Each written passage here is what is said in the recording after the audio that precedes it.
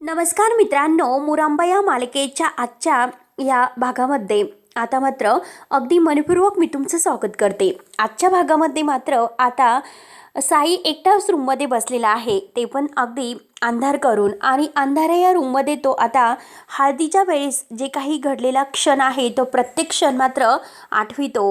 आणि प्रत्येक क्षण आठवल्यानंतर आता तेवढ्यात रमा तेथे येते आणि रमा तेथे आल्यानंतर आता ती लाईट ऑन करते। तेव्हा आता साई रागाने मात्र आता रमाकडे बघतो, तर रमा विचारते की साई, तुम्ही असा अंधार करून का बसला होतात? एक काम करा, तुम्ही कॉफी पिऊन घ्या। तेव्हा आता रागाने साई म्हणतो की मला काही नकोय। त्यावरती मात्र रमा म्हणते की हे बघा साई, जे काही झालेले आहे ते आपण अगदी शांत बसून सॉल्ट करू शकतो, आणि हे बघा असं मात्र एकटं बसून मात्र काही सॉल्ट नाही करता येणार।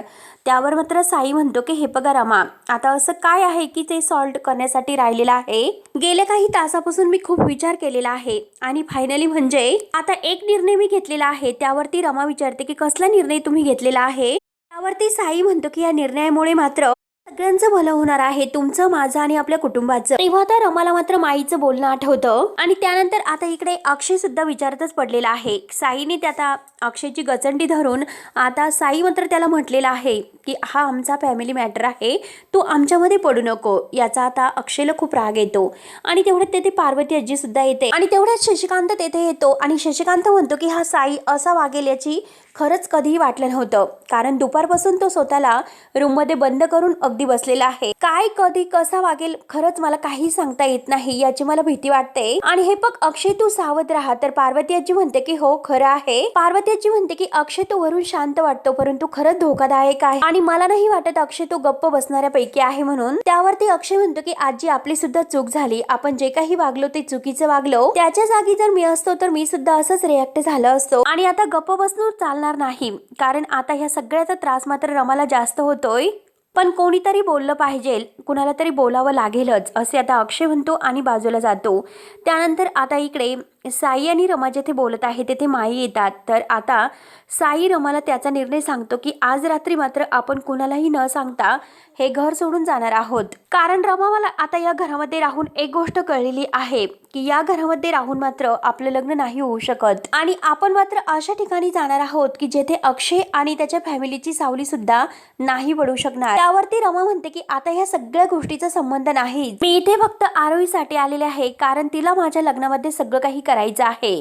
त्यावरती आता ही माई म्हणते, तुला कळत नाही का आरोही ते तुला का घेऊन आली होती? कारण तुझं लग्न अक्षयशी लावण्यासाठी। आणि खरंच तुला कळत नाही का की कळून न कळल्याचा आव तू आणत आहे? त्यावरती साई म्हणतो की हे बघ माई, आणि आता माईला तो शांत राहायला सांगतो आणि रमाला म्हणतो की हे बघा, आजपर्यंत फक्त आणि फक्त मी तुमचाच विचार केलेला आहे आणि सगळ्या गोष्टीला होकार मी दिलेला आहे, त्यामुळे आता हे लग्न होणं माझ्यासाठी खूप महत्त्वाचं आहे। आता मात्र मी माझ्या घरी आणि आपल्या पद्धतीने मला माझ्या घरी लग्न करायचं आहे, जेथे कुणाचा अडथळा आपल्याला येणार नाही अशा ठिकाणी। तेव्हा आता रमा विचारत पडते आणि म्हणते की साई। त्यावर आता लगेच माई विचारते की काय झालं, कसला विचार करते? मला एक गोष्ट सांग, तुला साईशी लग्न करायचं आहे ना? त्यावरती साई म्हणतो की हे बघा, हा प्रश्न नाही तर हा निर्णय आहे, आणि हे बघा तुम्हाला किती काही झाले तरी शेवटी माझ्याशी लग्न करायचं आहे। आणि हे बघा अक्षय आणि त्याची फॅमिली मात्र सगळेजण आपल्या लग्नामध्ये खूप असे प्रॉब्लेम क्रिएट करत होते, परंतु हे बघा आता मात्र आपण जेथे जाणार आहोत त्याचा पत्ता सुद्धा त्यांना कळणार नाही, आणि हे बघा जरी कळाला तरी सुद्धा त्याच्या आतमध्ये आपलं लग्न हे झालंच असेल, हे बघत राहा तुम्ही। त्यानंतर मात्र रमाचा चेहरा पूर्णपणे पडलेला आहे। तर साई रमाला म्हणतो की हे बघा, असा चेहरा घेऊन मात्र तुम्ही बाहेर येऊ नका, कारण हे बघा किती काही झाले तरी अक्षय तुमचा चेहरा अगदी पूर्णपणे ओळखतो, त्याला तुमचा चेहरा वाचता येतो। जर तुमचा त्याने पडलेला चेहरा असा बघितला, नक्की काहीतरी त्याला संशय येईल आणि आपण कुठेतरी जात आहो हे त्याला वाटेल, त्यामुळे प्लीज मी तुम्हाला हात जोडून विनंती करतो, मला संशय येईल असं काही वागू नका, नाहीतर आणखीन मोठा अनर्थ घडेल। आणि हे बघा त्यासाठी मात्र मी तुम्हाला शपथ वगैरे नाही घालणार, परंतु मला पूर्णपणे खात्री आहे की तुम्ही माझी साथ देताल म्हणून। देताल ना? आणि तेवढ्यात मात्र दरवाजा वाजतो, तर दरवाजा उघडून आता अक्षय जेव्हा आत येतो तेव्हा सगळेजण अक्षयकडे बघत असतात। त्यावरती आता साई साई मात्र आता अक्षयने काही ऐकले की काय या अगदी नजरेने बघत असतो आणि अक्षय रागाने मात्र आता साईकडे बघतो. तेव्हा आता रमा मात्र कावरीबावरी होते. नक्की तिला काय करावं काही सुचत नाही. माई आता तेथे समोरच उभी असते. त्यावरती मात्र अक्षय साईला सॉरी बोलतो आणि हे बघ प्लीज मात्र असले गैरसमज तू करून घेऊ नकोस. तेव्हा आता साई रागाने अक्षयकडे बघत सुद्धा नाही आणि त्याच्याशी बोलत सुद्धा नाही, कारण त्याला खूप राग आलेला आहे. अक्षय पुन्हा पुन्हा त्याला सॉरी म्हणतो, पण तरी सुद्धा हा साई डुंकून बघायला तयार नसतो. तेव्हा आता साई मुद्दाम आता अक्षयला जाळण्यासाठी आता रमाच्या गळ्यामध्ये हात घालतो आणि आता अक्षयशी बोलण्याचा प्रयत्न करतो. एकदम रमाच्या जवळ जाऊन तिच्या गळ्यामध्ये हात घालून आता रमा बघत असते. अक्षयला राग तर येतो, पण तो स्वतः शांत करतो. आता साई म्हणतो की हे बघ तसं काही माझी चूक नाही आणि मी तरी सुद्धा तुलाच उलट सॉरी बोलतो. आणि हे बघ ह्या लग्नाच्या गडबडीत मात्र आता हे असल्या छोट्या मोठ्या गोष्टी होतच असतात, चुका घडतच असतात. त्यामुळे हे बघ माझ्याकडून सुद्धा काही घडले असेल त्याबद्दल खरंच सॉरी. आणि चला भूक लागलेली आहे, आपण जेवायला जाऊयात. साई मुद्दाम आता हसून हे सर्व म्हणतो आणि आता तो रमाच्या अजूनपर्यंत गळ्यामध्ये हात घालूनच असतो. त्यावरती अक्षय म्हणतो की हो हो चला, भूक तर लागलेलीच आहे आणि चल ना साई चल. आणि अक्षय रमाला सुद्धा म्हणतो की चल रमा. तेव्हा आता रमा ही अगदी त्याने गळ्यात घातलेला जो काही हात आहे तर त्या साईच्या हाताकडे बघते आणि अक्षय रमाला म्हणतो की चल चल. तेव्हा आता रमा अगदी बघत असते आणि अक्षयला म्हणते की हो चला तर जेवूयात, आपण खरंच खूप भूक लागलेली आहे आणि मी सुद्धा बघते काही मदत हवी आहे का. आणि लगेच आता ती साईचा हात बाजूला करते आणि तेथून किचन मध्ये निघून जाते. आता अक्षय अगदी बघतच असतो तर साई लगेच रमाच्या मागे जातो. अक्षय मात्र आता ह्या माईला म्हणतो की संध्या मावशी येता ना तुम्ही पण. तेव्हा आता माई काही न बोलता रागाने पाहत असते. त्यानंतर मात्र आता इकडे संध्या ही इरावतीच्या रूममध्ये येते आणि इरावतीला सगळं काही प्लॅन समजावून सांगते. आता हा प्लॅन ऐकल्यानंतर इरावती खूपच खुश होते आणि टाळ्या वाजवत म्हणते की हो संध्या खूपच मस्त प्लॅन आहे. कोणी कितीही ठरवले तरी सुद्धा आता रमा आणि साई मात्र या घरातून कायमचे निघून जाणार, कारण माई आणि साई रमा हे सगळेजण आता त्यांच्या गावाला लग्न करायला जाणार आहेत. हे मात्र साईचा जो काही प्लॅन आहे तो मात्र इरावतीला कळल्यानंतर तिला आनंद होतोय आणि अक्षय बिचारायला मात्र हे सर्व काहीच माहिती नसेल. तो वनवन करत मात्र रमाला शोधत राहील. परंतु आता ही माई भलत्या टेन्शन मध्ये आहे तर आता तिच्याकडे बघून इरावती जोराने टाळ्या वाजवते आणि अगदी माईचं लक्ष वेधते. त्यावरती आता माई विचारते की काय झालं. आता लगेच संध्या म्हणते की तो साई आहे ना, साई असे सांगत होता की रमा आणि अक्षय या दोघांमध्ये असणारं जे काही कनेक्शन वगैरे आहे ना ते अगदी स्ट्रॉंग आहे स्ट्रॉंग. आणि जर रमाला काही झाले तर त्या अक्षयला पटकन कळतं. आणि हे बघ जर आम्ही कुठे निघून गेलो आणि त्या अक्षयला जर संशय आला तर तो तिथे पोहोचला तर काय करायचं. त्यावरती आता इरावती लगेच आपल्या हाताच्या अगदी बोटांनी मात्र ह्या माईच्या चेहऱ्यावर अगदी हात फिरवत असते आणि तिला शुकशुक करत असते शांत राहायचं. आणि काहीतरी मंत्र मात्र आता उच्चार करून तिच्या डोक्यावर हात ठेवते आणि तिला अगदी पुन्हा शुकशुक करत असते. आणि आता मात्र माई बघतच असते. आई इरावती म्हणते की हे पग जर तर करून मात्र असं युनिव्हर्सला विचार करायचा नाही. जर मनातील काही घडवायचं असेल तर मात्र पॉझिटिव्ह विचार करायचा असतो. आणि हे बघ तू किती काही म्हणाली, कितीही काही विचार केलास तरी सुद्धा मात्र तुम्ही दोघं रमाला घेऊन या घरातून आणि त्या मुकादमांच्या समोरून कायमचे निघून जाणार आहात. त्यावरती आता माईला जरा टेन्शन असतं. माई म्हणते की कसं पण हे सर्व शक्य होणार आहे. तो अक्षयला जर माहिती झालं तो आम्हाला घराच्या बाहेर तरी जाऊन देईल का. इरावती लगेच आता माईला पुन्हा शांत अगदी हळूच बोलायला सांगते. आणि हे बघ हा इतका निगेटिव्ह विचार करायचा नसतो. आणि हे बघ आपलं काम जर पूर्ण व्हायचं असेल तर मात्र थिंक पॉझिटिव्ह विचार करायला हवा. जर असा विचार केला तर काही चुकीचं नाही होणार हे लक्षात ठेवा. आणि आता मात्र ती ड्रॉवर मधून एक बॉटल काढते आणि त्या बॉटल मधून आता एक जे काही गोळ्या आहेत तर त्या गोळ्या दाखवत माईला म्हणते की ह्या झोपेच्या गोळ्या आहेत. आता ह्या गोळ्या मात्र कधी आणि कशासाठी घेतात आणि ह्या गोळ्या घेतल्यानंतर नक्की काय होतं हे तुला सांगायला नको. तेव्हा आता माई खूप घाबरते. माई म्हणते की बाप्पा नकोय, जर कुणाला काही या गोळ्यामुळे इजा झाली तर आपण काय करणार आहोत. हे बघ मला मात्र असं नाही करायचं, कुणाला इजा वगैरे नाही करायची. त्यावरती मात्र आता इरावती म्हणते की हे बघ तू इतकी घाबरू नकोस. तुला एकदा सांगितलं की स्वार्थाचा विचार करताना मात्र परमार्थाचा विचार करायचा नसतो. आणि ती रमा मला सुद्धा येथे आपल्या मुकादमांच्या घरात नकोय. ती सुद्धा मला आमच्या आयुष्यातून कायमची निघून जायला हवी आहे. आणि एकदा की ती इथून निघून गेली तर ह्या मुकादमांना मात्र मला उद्ध्वस्त करायचं आहे. जोपर्यंत रमा या घरात आहे तोपर्यंत हे साध्य नाही होणार. आणि हे बघ तुला सुद्धा सून हवी आहे आणि मला सुद्धा सूड घ्यायचा करायचा आहे, त्यामुळे जोपर्यंत रमा इथे आहे ती इथून गेल्याशिवाय मात्र माझा सूड हा पूर्ण नाही होऊ शकत. त्यावरती घाबरतच माई म्हणते की पण, तर इरावती म्हणते की हे बघ, पणबिनचा विचार करायचा नाही, आता फक्त मी तुला जे काही सांगत आहे तर तेच करायचं, जे सांगणार आहे तेच करायचं. तेव्हा आता माई मात्र हे इरावतीला घाबरते. आता पुन्हा इरावती तिच्या खांद्यावर हात ठेवते आणि म्हणते की हे बघ, काळजी करू नकोस, फक्त इतकी गोष्ट लक्षात ठेवायची, आणि तुला बासुंदी आवडते का नाही ना, आणि जेवणानंतर छान अशी बासुंदी येणार आहे आणि ती प्यायची नाही, जेवणानंतर बासुंदी येणार आहे ती प्यायची नाही, असे जेव्हा ती माईला म्हणते तर माई घाबरतच उठते. परंतु इरावती तिला काही अगदी उठून देत नसते. तिच्या खांद्यावर हात ठेवत म्हणते की हे बघ, आता मात्र युनिव्हर्स आपली मदत करत आहे, आपण नाही म्हणायचं नाही. माई थँक्यू असं म्हणते. इरावती पुन्हा तिला थँक्यू म्हणते. माई पुन्हा थँक्यू होते. असा एकमेकींकडे बघत त्यांचं हे असं सुरू असतं. आता ती थँक्यू म्हणते. एकदा नाही, दोनदा नाही, तीनदा चारदा थँक्यू थँक्यू करते आणि उठण्याचा प्रयत्न करते.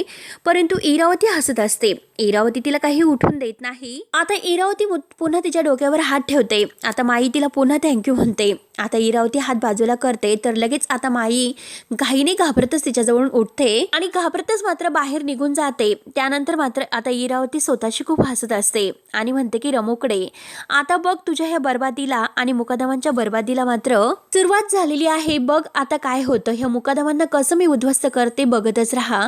म्हणून इरावती स्वतःच्या मनात हे सर्व ठरवत आता स्वतःची खूप खुश होते. त्यानंतर आता इकडे शशिकांत सगळ्यांसमोर आता सांगत असतो, कारण घरातील सगळेजण जेवण वगैरे झाल्यानंतर आता एकत्र गप्पा करत असतात आणि शशिकांत आता त्यांच्या लग्नातील एक जी काही गंमत आहे तर त्या लग्नातील गंमत सांगत असतो. त्यावरती आरव विचारते की काय.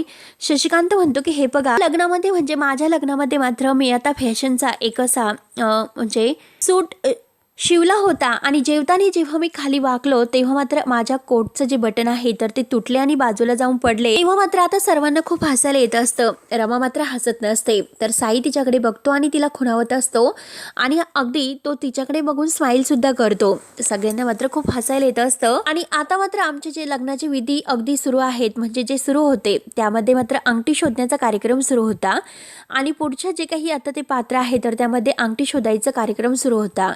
परंतु आता मात्र सीमा अंगठी शोधत होती, परंतु मी मात्र अगदी अगदी शांत बसून सगळेजण मात्र आता इतके खुदखुदू हसत असतात. परंतु रमा मात्र बिचारी एकटी टेन्शन मध्ये असते. आता ती अगदी सगळ्यांकडे पाहते आणि मनामध्ये म्हणते की खरंच आजची रात्र म्हणजे या घरातील शेवटची रात्र, उद्या सकाळी मात्र मी कुणाला न सांगता या घरातून कायमची निघून गेली असेल याचा तर आम्हाला खूप वाईट वाटत असतं. तिला आता आपलं हे कुटुंब काही सोडूशी वाटत नाही. मी सगळ्यांना फसवत आहे असं मला वाटतं, परंतु ह्या साईमुळे मात्र मी कुणाला काहीच सांगू शकत नाही. म्हणून ती रागानेच आता साईकडे पाहत असते. आणि तेवढ्यात मात्र आता पार्वती आजी सगळ्यांसाठी बासुंदीच्या वाट्या भरून घेऊन येते आणि अर्थाला म्हणते की चल मला मदत कर. तेव्हा आता रमा उठते आणि रमा पार्वतीच्या हातातून मात्र तो ट्रे घेते आणि सगळ्यांना मात्र आता बासुंदीची एक एक वाटी देत असते. परंतु तारा मात्र आता अर्थाच्या हातातील जी वाटी आहे तर ती रागाने हिसकावून घेते. पार्वती आजी म्हणते की तारा काय करतेस. तर आरोही मात्र तिच्या वाट्याची जी वाटी आहे तर ती मात्र आता अर्थाला देते आणि दोघी खुश होऊन एकमेकींकडे बघत हसतात. त्यानंतर आता इरावती आता ही शशिकांतला म्हणते की दादा, अरे तुझ्या लग्नातील आणखीन काही एखादा किस्सा असेल तर तो सांग ना. अरे सांग एखादा कॉमेडी किस्सा, कारण मी तुझ्या लग्नामध्ये नव्हते ना. त्यानंतर आता आरोही पुन्हा अर्थाला म्हणते की अगं घे ना. त्यानंतर अर्था म्हणते की नकोय, अगं तूच खा. त्यावरती आरोही म्हणते की अगं घे ग. पण अर्था म्हणते की अगं पण तुझ्यासाठी. आरोही म्हणते की अगं मी तुला सांगितलं घे म्हणून, आणि तुझं काही झाल्यानंतर जे काही उरेल ते मला असेल. त्यावरती अर्था म्हणते की बरं ठीक आहे. तारा त्यांच्याकडे रागानेच पाहत असते. त्यानंतर मात्र रमा आता पुन्हा वाट्यावरून स्ट्रेक घेऊन येते आणि माईला देत असते. माई लगेच आता म्हणते की मला नकोय, कारण इरावतीने तिला सांगून ठेवलेलं आहे की बासुंदी आल्यानंतर मात्र ती स्वतः तू खायची नाही. तेव्हा आता माई लगेच मला म्हणते की नकोय, माझा दात दुखतोय, मी जर आता हे खाल्ले तर माझा दात पुन्हा दुखायला लागेल, त्यापेक्षा मला नकोयच. त्यावरती आता साई माईला म्हणतो अगं माई घे ना. तेव्हा आता माई म्हणते की नकोय, कारण मला गोड खाल्ल्यानंतर त्रास होतोय. आणि माई साईला सुद्धा म्हणते की अरे पोट्या, तू कशाला खातोस, रोज गोड गोड खातोस, नको खाऊ हे बघ. त्यावरती आता साई म्हणतो की बरं ठीक आहे. तेव्हा आता साई आणि माई एकमेकांना खुणावतात, म्हणजे नक्की त्यांनी आता प्रत्येकाच्या बासुंदीमध्ये आता हे जे झोपेच्या गोळ्या आहेत तर ते मिक्स केलेल्या आहेत. म्हणजे आता त्यांना हे घर सोडून जायचं आहे आणि घरातील सगळेजण झोपी गेले पाहिजे. त्यानंतर मात्र आता रमा ही अक्षयला द्यायला जाते आणि अक्षय जेव्हा तिच्याकडे बघत ती वाटी घेत असतो आणि तेवढ्यात आता जी काही वाटी आहे तर ती रमाच्या हातातून खाली सांडते. रमा आता अगदी अक्षयला सॉरी असं म्हणते कारण ती हातातून निसटली. सगळेजण मात्र आता अक्षयकडे पाहत असतात आणि रमाकडे. आता ह्या माईला तर राग येतो कारण नेमकं हिने अक्षयचीच वाटी कशी सांडली असेल आणि आता त्याने तर बासुंदी घेतलीच पाहिजे कारण आता बासुंदी पिऊन मात्र तो गाढ झोपी जाईल यासाठी यांचं हे नाटक सुरू आहे. रमाने मात्र मुद्दाम ती वाटी सांडलेली आहे कारण तिला अक्षयच्या दोन्ही पाया पडायचं असतं. म्हणून ती आता जेव्हा वाटी घ्यायला जाते आणि सगळ्यांचं लक्ष मात्र बासुंदी तिकडे आहे आणि रमा मात्र आता जेव्हा ती वाटी उचलायला जाते तर तेवढ्यात ती अक्षयच्या दोन्ही पायांचं दर्शन घेते आणि अक्षय तिच्याकडे पाहत असतो. अक्षयला मात्र काहीतरी वेगळंच असं म्हणजे फील होतं. त्याला समजतं की नक्की काहीतरी गडबड आहे म्हणून तो सारखा रमाकडे बघत असतो आणि रमा मात्र आता सगळं काही अगदी घेऊन ती दुसरी वाटी आहे तर ती अक्षयला देते. अक्षय सारखा तिच्याकडेच पाहत असतो. त्यानंतर आता साई लगेच शशिकांतला म्हणतो की शशिकांत काका खरंच तुम्ही खूप अगदी मस्त आहात. तुम्ही सगळ्यांना खूप हसवलं आणि हे बघा आपल्या सगळ्यांचं मात्र खूप हसून झालेलं आहे. परंतु आता मी सगळ्यांना एक अशी शॉकिंग न्यूज देतो. त्यावरती आता रमा साईकडे पाहत असते. आता लगेच आरोही म्हणते की सांग ना साई काका. पार्वतीची विचारते की काय अशी न्यूज आहे इतकी शॉकिंग. तेव्हा मात्र आता लगेच साई म्हणतो की आज रात्री मात्र मी रमाला या घरातून घेऊन जातो. हे ऐकल्यानंतर आता सगळ्यांना धक्का बसतो आणि आरोहीला सुद्धा. आणि आता हे ऐकल्यानंतर आता अक्षयला आणखीनच धक्का बसतो. साई पुढे म्हणतो की हे बघा मी कोणाला न सांगता जाणार होतो परंतु आता मला वाटलं की सगळ्यांना सांगून जावं म्हणून मी सगळ्यांना हे सर्व सांगितले की रमा मी आणि माई हे सगळं काही सोडून आता दुसरीकडे लग्न करायला जात आहोत. आणि हे बघा मात्र मी रमाला अशा ठिकाणी घेऊन जाणार आहे की जेथे शोधून सुद्धा तुम्हाला ती सापडणार नाही. त्यावरती पार्वती आजी म्हणते की हे आपलं ठरलं नव्हतं. त्यावरती साई म्हणतो की काय झालं म्हणजे नक्की काय झालं. तुम्हाला हे सर्व नाही आवडलं का मी काय म्हणालो ते. आणि हे बघा शशिकांत काका तुम्हीच फक्त जोक करू शकतात का आणि हे बघा आम्हाला सुद्धा जोक करता येतात म्हणून हा जोक आहे असं साईने सगळ्यांना दाखवलेलं आहे. आणि आता सगळेजण मात्र जे गंभीर चेहरे झालेले आहेत तर ते पुन्हा हसतात कारण साई खोटं बोलतो हे मात्र त्यांनी जोकद्वारे सांगितलं असं मात्र सर्वांना आता गैरसमज होतो. त्यावरती साई लगेच अक्षयला म्हणतो की अरे अक्षय हास ना. अरे तुला जोक कळलाच नाही का आवडलं नाही नक्की. त्यामुळे आता अक्षय तर पूर्णपणे शॉक झालेला आहे आणि तो म्हणतो की हा जोक होता का त्यामुळेच मला कळाला नाही. अगदी वेगळंच वाटलं काहीतरी कारण कसं आहे की काही घटना आणि काही गोष्टी मात्र खऱ्या आयुष्याशी खूप निगडीत असतात. त्यामुळे नक्की हा जोक आहे की नक्की काय खरं आहे मला कळलंच नाही. म्हणजे इथून आपल्या हृदयापासून डोक्यापर्यंत पोहोचायला मात्र थोडासा वेळ लागला परंतु आता मात्र कळालेला आहे. आणि आता मात्र मी जोक म्हणून खरंच हसतो म्हणून आता अक्षय हसत असतो तर साई उठतो आणि त्याला हातवारे काहीतरी करतो आणि परत आपल्या जागेवर बसून म्हणतो की हो उद्या सकाळी आपण ठरवूयात. उद्या सकाळी मात्र तू नक्कीच हसशील ते पण दुःखामध्ये. आणि परत काही नाही असे म्हणतो आणि म्हणतो की चला आता खूपच उशीर झालेला आहे सगळेजण झोपूयात. आणि रमा चला बरं. तेव्हा मात्र आता रमा लगेच उठते आणि आरोही लगेच उठते आणि म्हणते की आई अगं आई थांब बरं.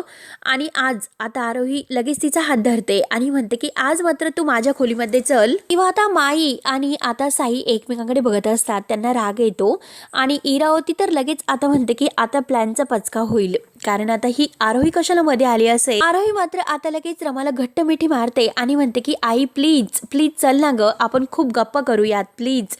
तेव्हा आता आरोही खूप रिक्वेस्ट करून तिला मिठी मारते आणि रमा मात्र आरोहीला आपल्या जवळ घेते. तिला नक्की काय करावं ते काही सुचत नसतं. अक्षय पाहतच असतो तर माई रागाने लगेच आरोहीला म्हणते की अगं ही पोट्टे ही वेळ आहे का गप्पा करण्याची. अगं रात्रीचे किती वाजलेले आहेत आणि बघ ना उद्याच्याला मुहूर्त आहे आणि तुझी आई मात्र थकलेली दिसेल आणि एकतर सगळ्यांना कामं आहेत आणि तू मात्र तुझ्या खोलीमध्ये जाऊन झोप आणि रमा मात्र रमाच्या खोलीमध्ये जाऊन झोपेल. तेव्हा आता माई लगेच ह्या रमाचा हात धरतात आणि तिला घेऊन जात असतात. आरोही रडत असते की आई थांब थांब. तेव्हा मात्र आता माई रागानेच तिला घेऊन जातात आणि साई सुद्धा त्यांच्या मागे जातो तर पार्वतीजी आरोहीला समजावते. आरोही मात्र रुसून आणि रडतच बसलेली असते. पार्वतीजी तिला समजावते. अर्थाला सुद्धा खूप वाईट वाटतं आणि अक्षयला सुद्धा. त्यानंतर आता मध्यरात्र होते आणि आता अक्षय तेथेच बसलेला आहे. त्याला डुकली लागलेली आहे आणि त्याला अगदी ह्या झोपेत सुद्धा साईचं ते बोलणं आठवत आहे की उद्या मात्र तू दुःखात नक्की हसशील आणि आज रात्री मात्र मी रमाला आणि माईला घेऊन जात आहेत.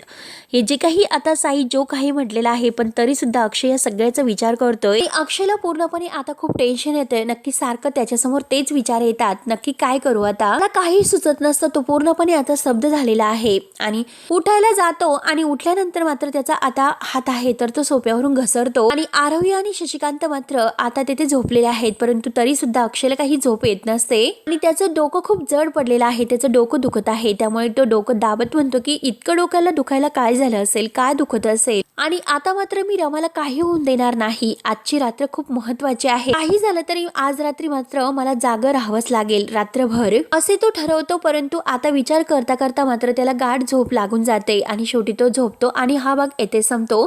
पुढील भागामध्ये साई मात्र रमाला म्हणतो की हे बघा मी जे काही वागत आहे त्यामुळे तुम्ही मला विलन समजू नका.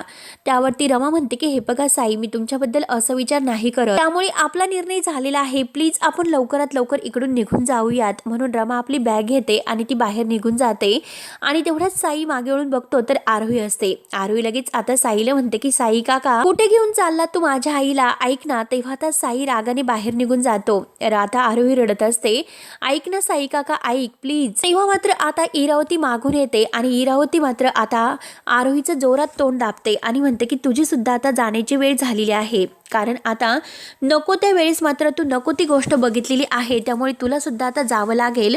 म्हणून जोरजोराने मात्र आता ती आरोहीचं तोंड दाबत असते. तेव्हा आता आरोहीचं तोंड दाबत असताना मात्र आरोही जोरात किंचाळते आणि हा भाग नक्की इथे संपतो. पुढे नक्की काय होणार आहे हे बघण्यासाठी आपल्या चॅनलला नक्की सबस्क्राईब करत राहा. धन्यवाद.